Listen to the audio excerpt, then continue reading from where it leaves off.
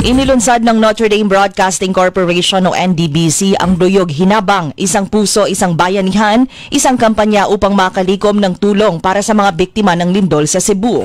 Anumang tulong tulad ng pagkain, damit, kumot, kitchen utensils at cash para sa kanila ay maaaring iparating sa mga himpilan ng NDBC. Maaaring ipadala ng personal kung kayo ay malapit sa mga Radyo Bida at Happy FM stations ng NDBC.